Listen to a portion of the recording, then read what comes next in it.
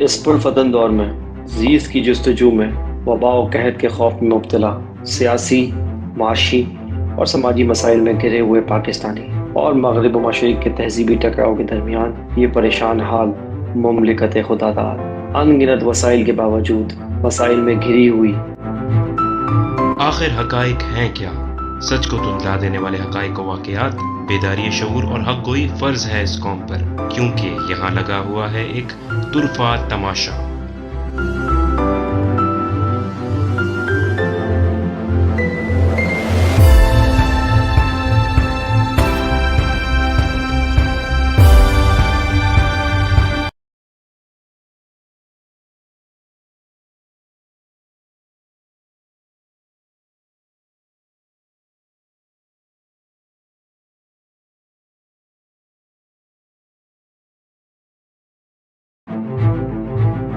इस पुरफ़तन बिस्मिल्लाहिर्रहमानिर्रहीम, अस्सलाम वालेकुम। मेरा नाम अहमद जलील और आप देख रहे हैं आशा करता हूँ कोई अच्छा कर रहे होंगे। प्रोग्राम में से चाहूँगा हमारे शो के दोस्त हमारे एनालिस्ट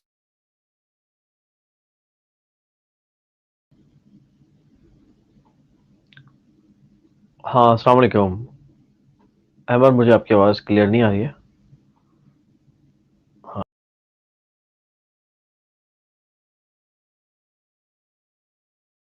ट्यून इन कर चुके हैं।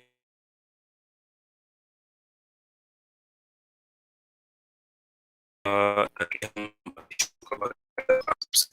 आज के प्रोग्राम में हमारी कोशिश होगी कि हम बात कर सकें। ऑब्वियसली पाकिस्तान का जो एक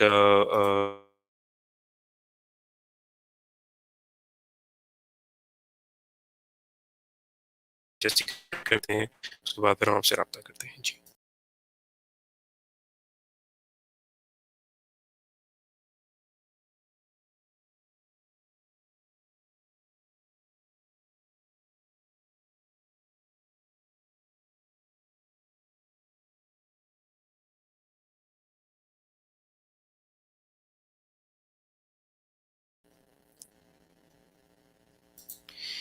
जी जनाब, कोशिश करेंगे सलमान से दोबारा रब्ता करके। जी सलमान, बात आ रही है?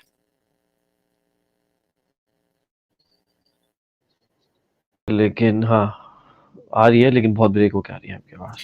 जी, जी, तो कुछ टेक्निकल क्या इश्यूज़ चल रहे हैं सलमान भाई, हम कोशिश करेंगे कि उसको ऑन द गो हम बेहतर कर सकें। तमाम व्यूअर्स से भी हमें रिक्वेस्ट यही है कि वो हमें कमेंट करके बता सकें कि कैसी उनको हमारी आवाज़ आ रही है। कुछ इस नेटवर्क में कुछ खराबी है जिस वजह से प्रॉब्लम हम फेस कर रहे हैं। जनाब, 6 महीने से 7 महीने से जो सिलसिला चल रहा है पाकिस्तान की पॉलिटिक्स में, तो लोगों के सामने ही मौजूद है। और अगर ये कहा जाए तो गलत ना होगा कि पाकिस्तान अपनी जो नाजुक तरीन दौर थे, उनमें से जो सबसे ज़्यादा नाजुक तरीन दौर है उससे गुजर रहा है। पाकिस्तान जो है इसको बैंगर्सी की जानिब कदम बढ़ा रहा है। पिछले 6-7 महीने में आपने जो चीज़ें देखी, होते हुए देखी, वो मेरे ख्याल में जो वो उस चीज़ को इमेजिन नहीं कर सकते कि क्या वाक़ई पाकिस्तान में इस तरह कुछ हो सकता था कभी। और हमने वो चीज़ें देखी जो कि नियर टू इम्पॉसिबल थी, और वो सब तमाम तर चीज़ें हमने एक्सपीरियंस की हैं बहुत अच्छी तरह। तो आगे पाकिस्तान का क्या मुस्तकबिल है, किस तरह से चीज़ें हम सॉर्ट आउट करने की कोशिश कर पाएँगे, क्योंकि हमने चीज़ें देखी जिसमें लोग शहीद भी हुए, लोगों के ऊपर हमला होते हुए हमने देखा, किसी की सिक्योरिटी नहीं है, इकोनॉमिक क्राइसिस पाकिस्तान के अंदर है। प्ली बार्गेन से लेकर जितने भी कवानीन हैं, उनको चेंज करने तक वो तमाम तर चीज़ें हमने देखी, जो कि एनआरओ 2 के ज़मरे में आता है और एनआरओ 2 दे दिया गया। तो जो एब्सकॉन्डर्स हैं जिनके ऊपर फर्द जुर्मायत होनी थी, उनको हमने वज़ीर-ए-आज़म, वज़ीर-ए-आला में देखा। तो अब क्या रह गया है इस मुल्क में देखना क्या बाकी है, तमाम तर चीज़ें आज जानना चाहेंगे सलमान भाई से। इंटरनेशनली भी पाकिस्तान जो है वो आइसोलेशन की तरफ जा रहा है, और आज हमारा टॉपिक भी यही है कि क्या वाक़ई पाकिस्तान आइसोलेशन की जानिब बढ़ रहा है? क्योंकि इमरान खान की गवर्नमेंट थी उस वक़्त में फ़ख्र से ये बात बोलते थे कि जो हमारे दुश्मन हैं वो हमें आइसोलेट करने की कोशिश थे, लेकिन हम centre of attraction, centre of attention थे। जो हमारे पश्चिमी ममालिक हैं उनके, जो साउथ एशियन ममालिक हैं उनके, और तमाम तर लोग जो है वो हमें बड़ी कदर की निगाहों से देख रहे थे। लेकिन इस वक़्त मुल्क का जो सियासी मंज़रनामा है और जो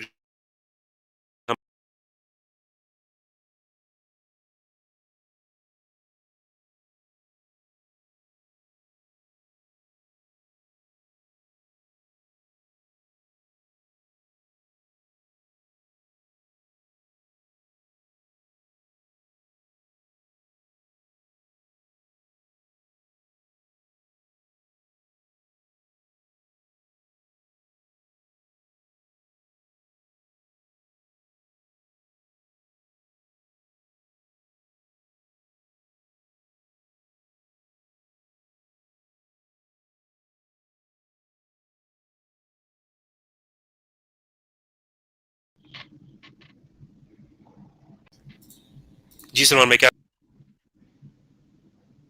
जी अमर, अगर मुझे आपकी आवाज़ आ रही है तो।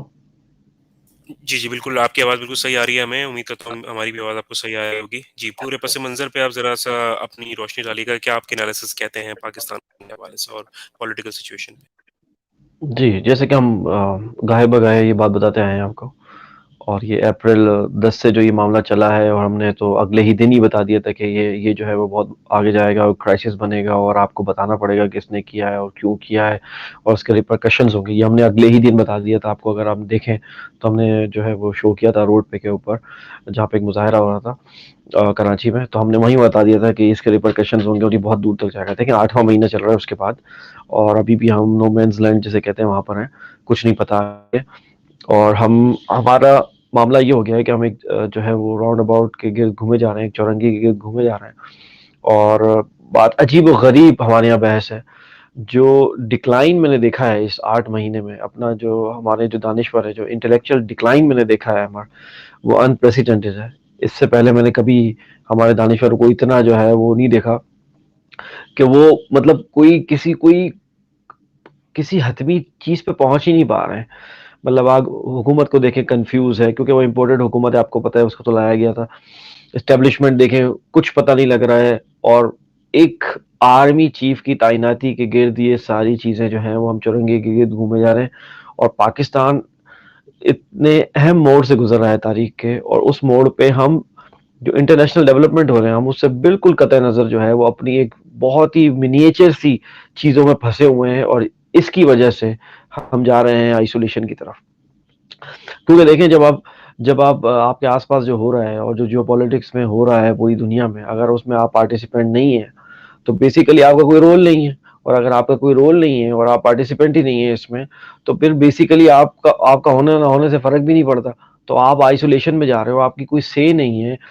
इंतहाई अहम मोड़ है। आप इर्द गिर्द देखें हो क्या रहा है। मैं जरा सा मंजर कशी करूं तो आप आर्मी चीफ की तैनाती की गिर्द अभी इस हफ्ते को देख लें, पिछले 10-15 दिन, महीने को देख लें, आर्मी चीफ की तैनाती हो भाई।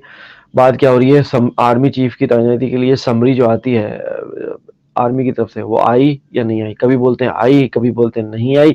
उस पर इत्तेफाक नहीं हो पा रहा है।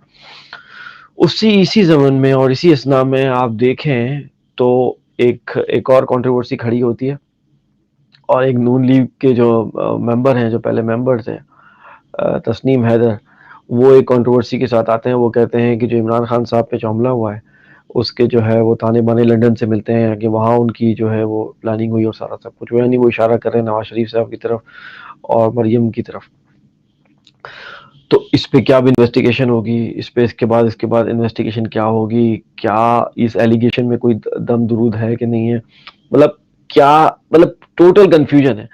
और अगर है तो इसको प्रोब किया जाए इमीडिएटली, क्योंकि देखें इमरान खान साहब ने भी कुछ नाम लिए हैं, उस पर भी कोई कमीशन जो है वो नहीं बना। एफआईआर कटने में कितना टाइम लगा है हमारा, आपको सबको पता है। इतना इम्पोर्टेंट मामला था, और उसको उसको जो है वो वही हम जो है वो स्लो बर्नर पे रख लेते हैं, और हम जो है वो डाल देते हैं कोल्ड स्टोरेज में। जब होगा और वो कमीशंस का कोई रिजल्ट आता भी है तो उस पर भी क्या कार्रवाई होती है। तो ये जो टोटल आपको क्योस और कंफ्यूजन नजर आ रही है पाकिस्तान में इतने अहम मोड़ पे, जबकि तारीख का इतना अहम मोड़ है कि हमारे इर्द गिर्द क्या क्या हो रहा है, अगर मैं आपको बताना शुरू कर दूं तो ये प्रोग्राम छोटा पड़ जाएगा। इतनी सारी डेवलपमेंट हो रही है दुनिया में इस वक्त जब हम बात कर रहे हैं एज वी स्पीक, लेकिन पाकिस्तान का इसमें कोई रोल नजर नहीं आता। और ये सबसे ज्यादा पेनफुल बात है, और यही बात है कि जिसपे वो चल रहा है आइसोलेशन पे।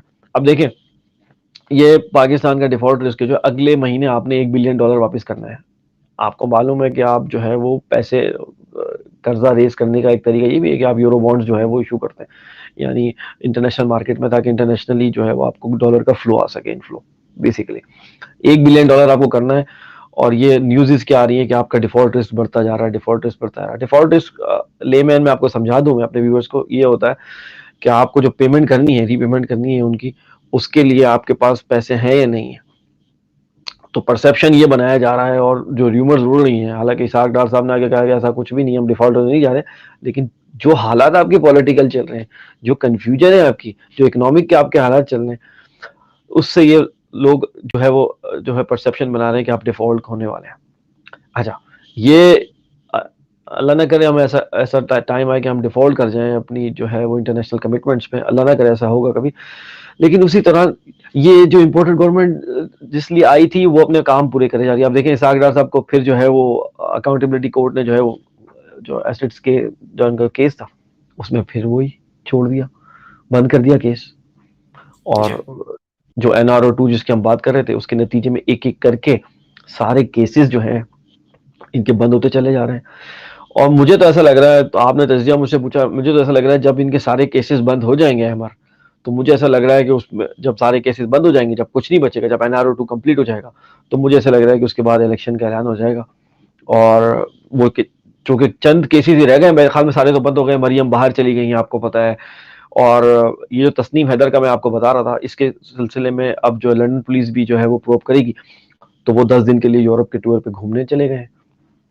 पाकिस्तान में क्योस है, महंगाई अपने उरूज पर है, एक्सचेंज रेट का पता नहीं है, डिफ़ॉल्ट रेट जो रेट है, वो रिस्क जो है डिफ़ॉल्ट रिस्क वो बढ़ता चला जा रहा है। मैंने आपको बताया कि 1 बिलियन आपको अगले महीने देने हैं, कैसे आप अरेंज करेंगे? एक्सपोर्ट्स आपकी वहीं की वहीं हैं, ठीक है? रेमिटेंसेस शॉर्ट टर्म में नहीं बढ़ा सकते आप इतना। कितने पाकिस्तानी पैसे भेजेंगे बेचारे? जितने भी हैं वो तो हर चीज़ भेज देते हैं यहाँ पे। इन्वेस्टमेंट भी यहाँ आके करते हैं, ना कि बाकी लोग तो वहीं इन्वेस्टमेंट करते हैं, ये यहाँ आके इन्वेस्टमेंट करते हैं ताकि रेमिटेंसेस बढ़े। सारी चीज़ें फ्रीज़ हैं। डिफ़ॉल्ट रिस्क है। और जो आपका ये जो जिन्होंने ये सारा सब कुछ कियोस्क क्रिएट किया है, वो 10 दिन के लिए छुट्टी के लिए यूरोप चले गए। आपका अलमिया देखें आप। और लंदन पुलिस वाले ने वहाँ पे प्रोब करनी है इसमें, आप तस्नीम हैदर वाले केस में आप देखें इसमें से क्या निकलता है। हो सकता है ये सिर्फ ये डेविएशन हो, कि आपको सिर्फ डेविएट किया गया हो इस पूरे मामले से। अल्लाह जानता है अब आगे जाके इसमें से क्या निकलेगा। क्योंकि हमारे यहाँ तो इतना चीज़ें खुल जाती है ना, आपको पता है कि जो वो कहते हैं ना कैन ऑफ वॉर्म्स, वो तो खुल जाता है कैन ऑफ वॉर्म, उसके बाद पता नहीं क्या निकलेगा उसके अंदर से, कब निकलेगा, वो कब जो है वो चीज़ें जाएँगी मनते के अंजाम पे, और कब जेल होगी और लोग वाक़ई कॉन्सिक्वेंसेस बेयर करेंगे कि जिसके लिए उन्होंने सब कुछ खराब काम किया होता है, क्रिमिनल एक्टिविटीज़ की होती हैं। तो यहाँ तो कोई है ही नहीं। लोकल केस की बात करें तो वही शाहरुख जतोई का केस जो 10 साल से चल रहा है, 1912 से, मतलब ये 2012 से। आप देखें उसमें आज उनको भी रिलीज़ कर दिया। तो मतलब एक बनाना रिपब्लिक सा जो है हमारा समा है, जो हम पेश कर रहे हैं दुनिया को, कि हम बनाना रिपब्लिक जैसा है कि भाई प्रूवन केसेस पकड़े गए, मतलब वीडियोज़ मौजूद हैं। 10-12 साल केस चला, 12 साल केस चला, तकरीबन 2012 से 10 साल केस चला, रिलीज़ आज।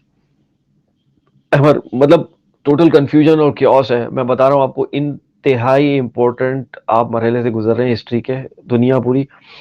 आप कतर में देखें, अभी जो वर्ल्ड कप स्टार्ट हुआ है और कितनी कंट्रोवर्सी हुई है। आपको तो बैक करना चाहिए था कतर को, कि उन्होंने कुरानी आयत से उसके स्टार्ट किया, और देखें बीबीसी ने वो लाइव नहीं दिखाया, और बाकी चैनल ने उस पे फौरन जो है वो एलजीबीटीक्यू का इशू लेके आ गए वो, और फौरन जो जी। है वो ह्यूमन राइट्स के लिए आए। हालांकि मैंने वेस्ट की हिपोक्रेसी कितनी दफा हमने इस प्रोग्राम में बताई है कि अगर आप बात ये कर रहे हैं कि वो ये प्ली है उनकी कि आपने ह्यूमन राइट्स की वॉल्यूशन की है कतर बनाने में और ये जो बड़ी बड़ी स्काई स्क्रैपर्स बनाने में, तो फिर वो जो एफ्रो अमेरिकन हैं, फिर उनकी कौन फ्लाइट की कौन बात करेगा, जिनको सदियों तक गुलाम बना के अफ्रीका से ला ला के पूरा जो अमेरिका को बनाया गया और यूरोप को बनाया गया, फिर उसकी बात करें जहाँ सदियों ये मामला हुआ है, फिर वहां से स्टार्ट करते हैं गेम।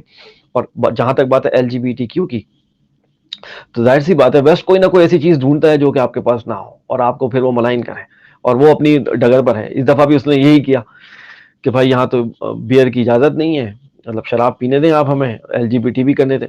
तो आप अगर किसी कंट्री में जा रहे हैं तो आपको उसके कल्चर का रिस्पेक्ट करनी है, जैसे आप एक्सपेक्ट करते हैं कि कोई आपके यहाँ आए तो आप वो हमारे कल्चर की रिस्पेक्ट करें।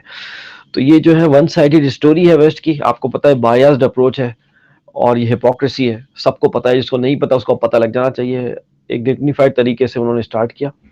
कुरान की जो रेसिटेशन आपने देखी, उसमें जो आयत उन्होंने कोट की, बेसिकली देखें आप समझें इसका क्रक्स का, वो बिलियंस ऑफ लोग जो हैं वो देख रहे थे वो सेरेमनी, और उन तक ये पैगाम पहुंचा, क्योंकि वेस्ट में इस्लामोफोबिया, आपको पता है हमारी जो इमेज है उन्होंने क्या डिस्टॉर्ट करके बयान की हुई है।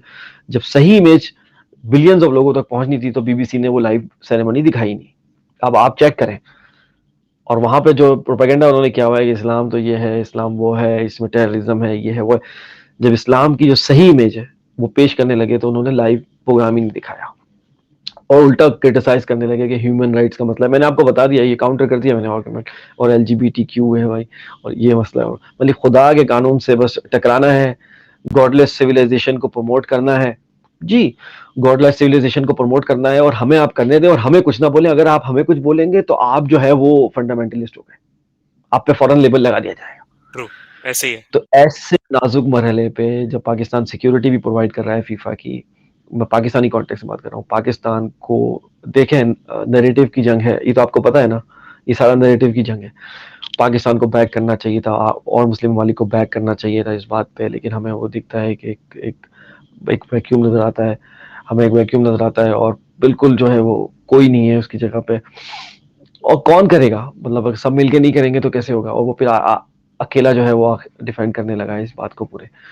तो मेरा कहने का मतलब यह है अहमर, कि ये वो हमने ये प्रोग्राम स्टार्ट ही किया था, पहले प्रोग्राम को याद है आप, हम ये बोल रहे थे कि ये नैरेटिव की जंग है और आपको ये फिफ्थ जनरेशन वॉर है, साइऑप्स है। ये देखिए, अगर हम तैयार हैं, हम अगर हमारे लोग तैयार होते और हैं तैयार, और आप मुझे देखते होंगे कि आप और हम कोशिश कर रहे होते हैं अपने तई, लिख रहे होते हैं, और अगर आप हम व्यूअर्स को बोलेंगे, हमारे और अहमर के और बाकी लोगों के पेजेस पे देखें जो ये काम कर रहे हैं आइसोलेशन में, सिंगल हैंडेडली हम कोशिश कर रहे हैं, कितने वहाँ पे उस पे वेस्ट के लोग होते हैं, उनके उनसे डिबेट भी हो रही होती है, हम आर्ग्यूमेंट भी दे रहे होते हैं लॉजिकल, और सारा जरा जाके देखें कि वो कितना टाइम उसमें लगता है, सारा सब कुछ लगता है, और हम कोशिश ये करते हैं कि उनको वो इमेज दे सकें, वो इमेज पेश कर सकें, इस्लाम की जो ट्रू इमेज है और पाकिस्तान की जो ट्रू इमेज है। आप भी अपना कॉन्ट्रीब्यूशन डालें इसमें, आप भी एजुकेटेड हैं, और अगर आप एजुकेटेड मुस्लिम हैं, एजुकेटेड पाकिस्तानी है, तो आप प्रिविलेज है, और प्रिविलेज है, आपका जिम्मेदारी बनती है। अगर आप नहीं करेंगे तो मेरे ख्याल में तो ये आप जो है वो चशमपोशी कर रहे हैं अपनी जिम्मेदारी से। तो बेसिकली यहाँ पाकिस्तान को खड़ा होना चाहिए था, लेकिन पाकिस्तान अपने मिनीचर इश्यूज में फंसा हुआ है। मैंने आपको बात करी कि हम इस मंथ की समरी मतलब हम इस पॉइंट पे ही नहीं आते हैं कि भाई आर्मी हाउस से समरी आ गई है कि नहीं आई है, मतलब। और अब देखें पूरी चीज जो है इस चौरंगी के गिर्द घूम रही है कि भाई कौन जनरल को बनाना है, और क्यों चाह रहे हैं सब अपने अपने, नून लीग क्यों चाह रही है कि हमारा वाला बंदा है, आपको पता है, उसके बाद क्योंकि वो हमारी उनकी राह आसान हो जाए और उनके मतलब के जो है वो फैसले हो सके, और आपको पता है एस्टेब्लिशमेंट पावरफुल है पाकिस्तान को। लेकिन आई थिंक अहमद, ये पाकिस्तान का भी एक जो है वो टिपिंग पॉइंट है, और यहाँ पाकिस्तान को सिविल मिलिट्री जो बैलेंस है ना वो कायम करना है। इमरान खान की जो पूरी स्ट्रगल पे हम गाए बागाए तस्करा करते रहे हैं, तजिया करते रहे, ये पूरी स्ट्रगल बेसिकली हो इसलिए रही है कि सिविल मिलिट्री जो है ना वो बैलेंस सही तौर पर कायम हो जाए। और जब ये सही कायम हो जाएगा अहमद, तो आप देखेंगे कि आपकी जो तरक्की की रफ्तार है ना वो एक्सेलरेट हो जाएगी, क्योंकि देखें बहुत सारी चीजें फंस जाती हैं यहाँ पे, ये ब्यूरोक्रेसी है, रेड टेपिज्म है, वहां पे स्लो पेस हो जाता है। अब देखें सीपैक कहाँ है, आपको कहीं न्यूज में कहीं सीपैक की खबर आई है कहीं, सीपैक पे क्या नहीं, हो कहीं रहा है पर भी काम? नहीं है। देखिए ब्यूरोक्रेसी की रेड टेपिज्म का शिकार हो गया, हुकूमत कंफ्यूज है, एस्टेब्लिशमेंट और हुकूमत की आपस में जो है वो इमरान खान और उनकी चपकलिश चल रही है, इम्पोर्टेड हुकूमत की प्रायोरिटी है ही नहीं पाकिस्तान की तरक्की। वो सब चीजें जो पाकिस्तान की जामीन थी, पाकिस्तान की बका की जामीन हुई थी, पाकिस्तान के लिए इंश्योरेंस पॉलिसी साबित होनी थी, वो सब चीजें कहाँ चली गई, हवा हो गई एकदम। तो कब तक हम क्या अब तक ये करेंगे, टू स्टेप फॉरवर्ड करेंगे हम और फिर वन स्टेप बैकवर्ड करेंगे, और कभी कभी तो हमें ऐसा लगता है पाकिस्तान के केस में कि एक स्टेप हम फॉरवर्ड करते हैं और टू स्टेप हम जो है वो बैकवर्ड लेते हैं, मुझे तो ऐसा लग रहा है। तो हम थोड़ा थोड़ा इस स्नेल पेस से हम कब पहुंचेंगे, दुनिया की रफ्तार देखें, आपके पड़ोस में देखें ईरान में क्या हो रहा है। ईरान में आप would you believe it, Khomeini, इमाम खुमैनी का घर जला दिया उन्होंने, मतलब जो मतलब आप, मैं आपको बताऊं कि आप 6 महीने पहले तस्वुर कर सकते थे ये अहमर, इमाम खुमैनी जो रेवोल्यूशन लेके आए थे 1979 में, उनका घर जो है वो जो एंसेस्ट्रल जो उनका होम है, मतलब जो उनका आबाई घर है वो जला दिया। और सिंबॉलिकली ये कितनी बड़ी न्यूज है दुनिया में। जी, इसका बिल्कुल ऐसे ही। मतलब ये है कि ईरान में जो इनकलाब आया था वो अब काउंटर रेवोल्यूशन की तरफ जा रहा है, मतलब काउंटर रेवोल्यूशन हो रहा है। ईरान को दोबारा वो शाह जो था, रजा शाह पहलवी जो हुकूमत करता था, शाह ऑफ ईरान, जिसने अयाशी का अड्डा बना दिया था ईरान को, वो ये काउंटर रेवोल्यूशन करके ईरान को उस तर्ज पे ले जाने के दर पे हैं जो ये पूरी कैंपेन चल रही है। और आपको पता है इस कैंपेन में कौन जो है वो फ्यूल डाल रहा है, आपको पता है ये सब कौन हवा दे रहा है, और ये सब कुछ बहुत अच्छा नहीं हो रहा। आप याद रखें कि जियो पॉलिटिक्स में जब ये बात होती है तो उसका डोमिनो इफेक्ट होता है, यानी आपके पड़ोस में अगर कोई चीज हो रही होती है तो उसका इफेक्ट आप पे लाजमी आएगा, डोमिनो इफेक्ट। आप तैयार हैं इसके लिए? आप क्या फिर चल सकती है ये कैंपेन, फेमिनिस्ट कैंपेन, जिसको अल्लाह अल्लाह करके जो है वो जी, काउंटर किया था, फेमिनिस्ट कैंपेन चल सकती है, एलजीबीटीक्यू चल सकती है। आपको पता है रिसेंटली एक मूवी जॉयलैंड जो है टॉयलेट। वो जी जानबूझ के इस टाइम पे रिलीज करने की कोशिश की गई है। टेस्ट ये सब टेस्ट होता है, ये आपको टेस्ट किया जा रहा होता है कि आप में दम है कि नहीं है काउंटर करने का, तो क्या आप मेंटली तौर पर तैयार हैं। और अब आपको हम अपने व्यूअर्स को बता रहे हैं, हम बार बार आपको क्यों बोल रहे थे कि ये जंग जो है वो बयानी की है। अगर आप एजुकेटेड नहीं है, आप तैयार नहीं है, देखिए एक बंदा बैठ के और अच्छी बात करके, एक ट्वीट करके इनका पूरा काउंटर जो है वो नैरेटिव को काउंटर कर सकता है। लेकिन अगर आप तैयार नहीं है तो आप उस प्रोपेगेंडे की जद में आ जाएंगे और आप खुद भी बह जाएंगे।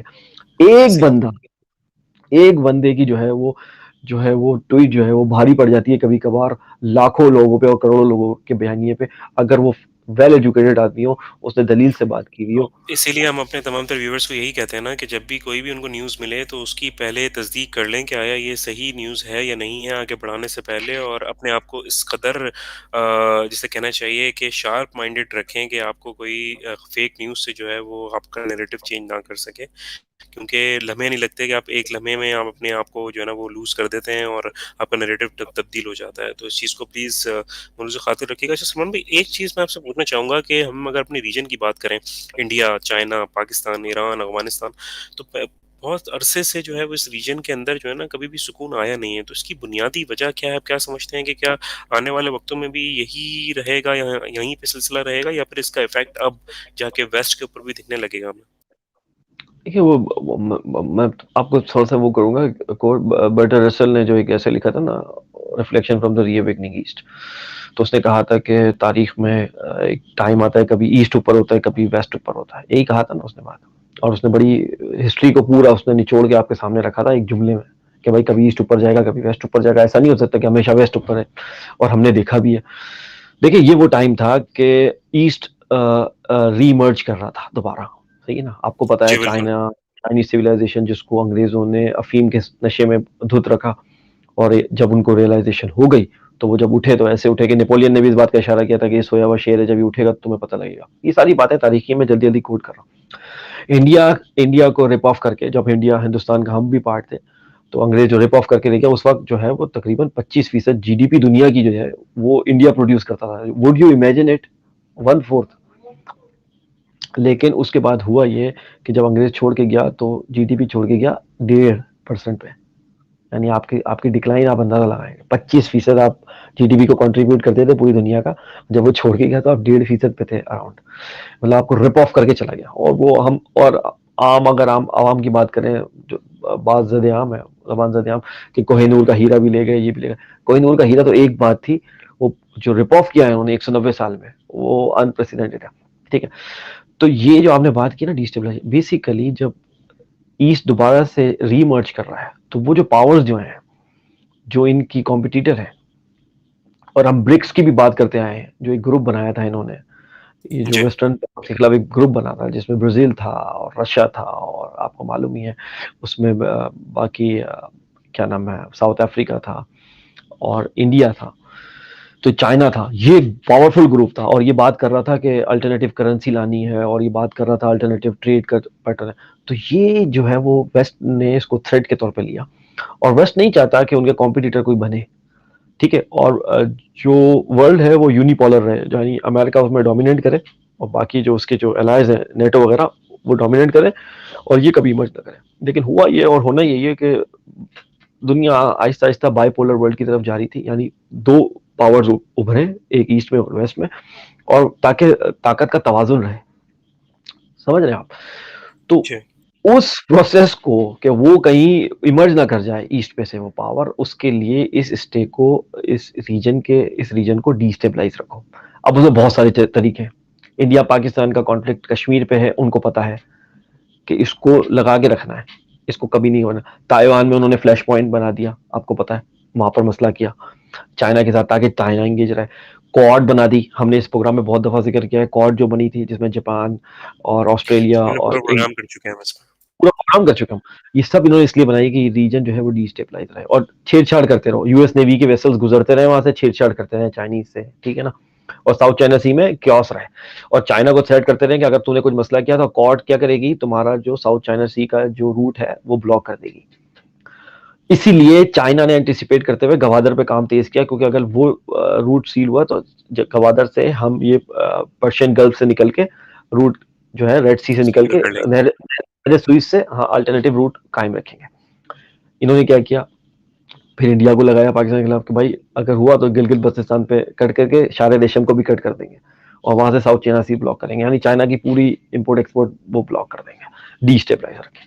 पाकिस्तान को तो डायरेक्ट इंटरवेंशन इन्होंने कर दी, आपको पता ही है ये जो पूरा हुआ है अप्रैल में, कि बाकायदा उन्होंने डोनाल्ड लू ने क्या बोला, और पता है ना आपको वो साइफर वाला पूरी स्टोरी हम नहीं रिपीट करते, पता है हमारे व्यूवर्स को कि डायरेक्ट इंटरवीन करो, ये तो ना उठना चाहिए। अफगानिस्तान में इनको निकलना तो पड़ा, जलालत इन्होंने उठाई और निकलना पड़ा, लेकिन ये कभी नहीं चाहते कि अफगानिस्तान फिर स्टेबलाइज हो, तो उनको अंदर ही अंदर वो कोशिश कर रहे हैं कि जब उनके पैसे खत्म हो जाएंगे, जब उनकी चीजें खत्म हो जाएंगी तो अंदर सिविल वॉर होगी जैसे कि अफगानिस्तान में होती रही है, तो वो हो और उसको वो हवा देंगे। उसके लिए उन्होंने टीटीपी वगैरह पे हाईवे इन्वेस्टमेंट की भी, आपको पता ही है कि वो देते रहे हैं और उनको तैयार किया है सारा सब कुछ, जैसे कि उन्होंने आईसिस को जी। तैयार किया सीरिया में और उधर, आपको मालूम है ये बात।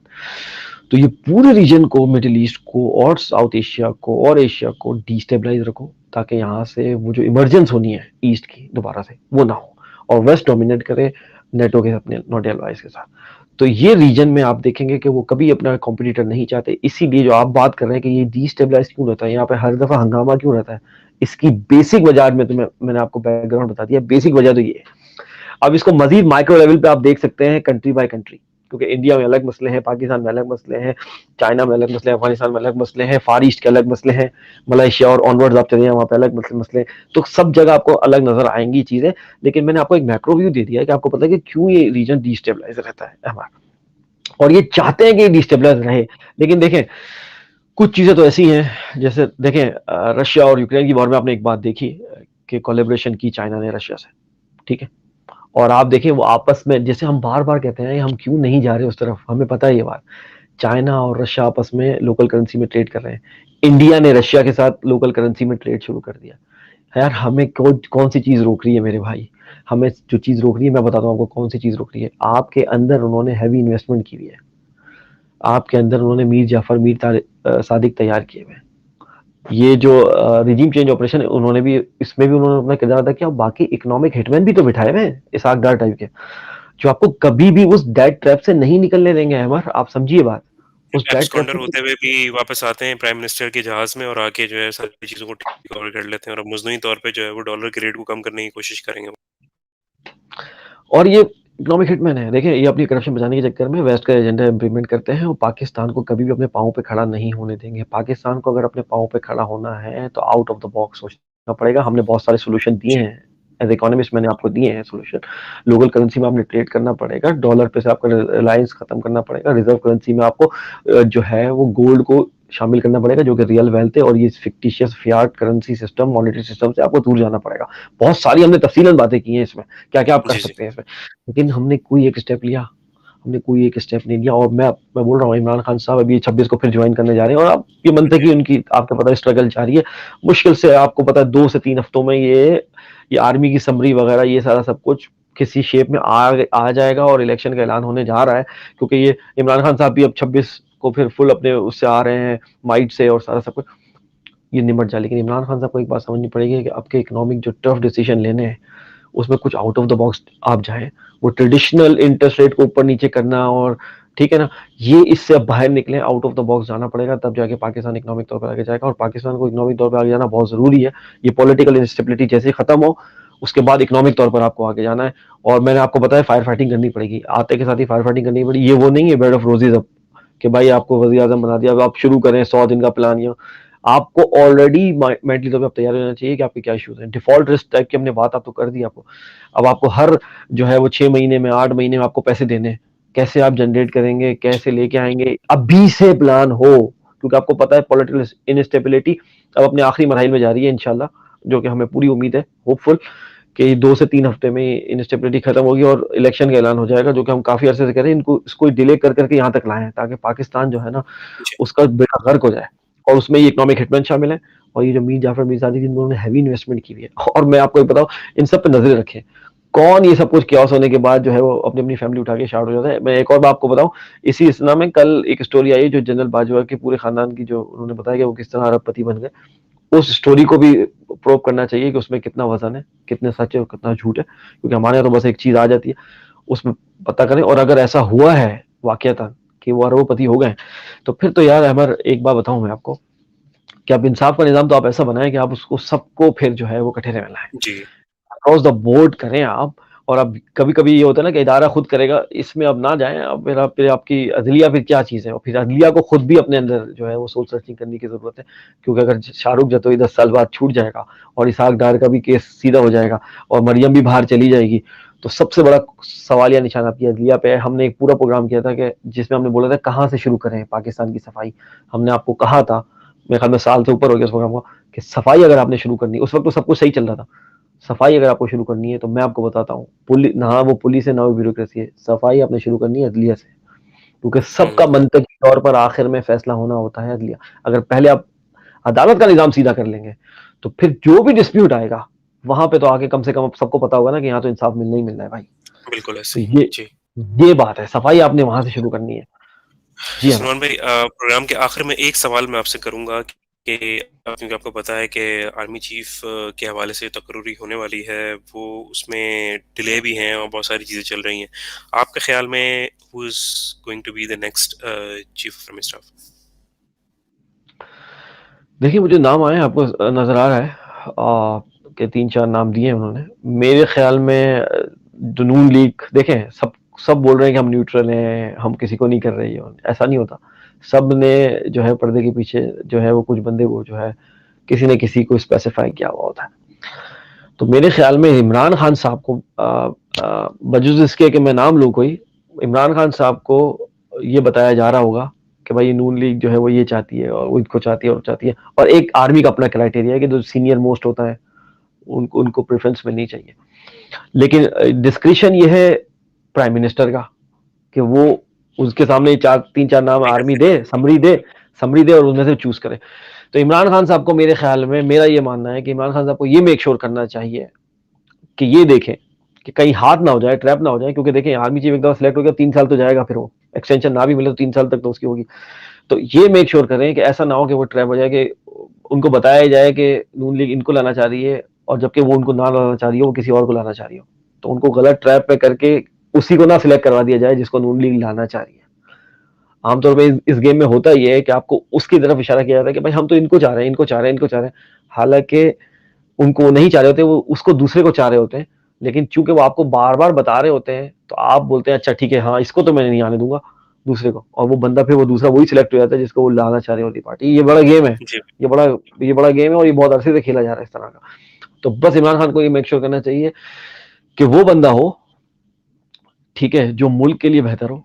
और मेरे ख्याल में एस्टेब्लिशमेंट ने भी लेसन लर्न कर लिया है इस दफ़ा। बहुत ज़्यादा जो है वो बदनामी हुई है अब की दफ़ा एस्टेब्लिशमेंट की। तो अब की जगह जो भी आर्मी चीफ आएगा, उसको ये मेक श्योर करना है कि इस इदारे की साख बहाल करनी है और पाकिस्तान को पहले रखना है और सही मानों में न्यूट्रल रहना है। यानी पाकिस्तान का न्यूट्रल रहने का मतलब मेरे दानिश में ये है कि पाकिस्तान का मफाद देखें, ना कि इमरान खान साहब का, ना कि शहबाज शरीफ साहब का। एस्टेब्लिशमेंट न्यूट्रल का मतलब ये है पाकिस्तान का मफाद देखें। अब पाकिस्तान का मफाद देखने में उनको किसको सपोर्ट करना है, किसको सपोर्ट नहीं करना, वो बेहतर जानते हैं। जी, जी हाँ। बहुत शुक्रिया। बहुत शुक्रिया सलमान भाई, आपने काफ़ी तफ़सीली बात की और हमारी अल्लाह ताला से यही दुआ है कि हमारा मुल्क जो है वो सीधी राह की तरफ गामज़न हो जाए, क्योंकि काफ़ी ज़्यादा केओस चल रहा है पिछले 6-7 महीनों से। महंगाई का उरूज है और लोगों को समझ में नहीं आ रहा है, एक अनसर्टेन सी सिचुएशन है। तो अल्लाह ताला हमें इन तमाम तर चीज़ों से निकाले और हमारा मुल्क जो है वो दुरुस्त राह की तरफ गामज़न हो जाए। आज की एपिसोड उम्मीद करता हूँ आपको अच्छी लगी होगी, एपिसोड 89। और अपना फीडबैक हमें ज़रूर दीजिएगा। सलमान भाई को फॉलो कर सकते हैं ट्विटर पे, सलमान शांडुल की ट्विटर हैंडल है। मुझे फॉलो कर सकते हैं, ट्विटर हैंडल मेरा है अहमद जरील। साथ-साथ आप हमें अपनी की राय का इज़हार कर सकते हैं हमसे facebook.com/तुरफ़ततमाशा, ये हमारा पेज का एड्रेस है। आज का टॉपिक आपको अच्छा लगा होगा। इंशाल्लाह नेक्स्ट एपिसोड के साथ आपकी खिदमत में ज़रूर हाज़िर होंगे। तब तक के लिए अपना बहुत ख्याल रखिएगा। This is Ahmed Jareel along with Syed Salman Shah signing off from Turfatamasha, Pakistan. इस पुरफतन दौर में जीज़ की जस्तजू में वबा और कहत के खौफ में मुब्तला सियासी, माशी और समाजी मसाइल में घिरे हुए पाकिस्तानी और मगरिब व मशरिक़ के तहज़ीब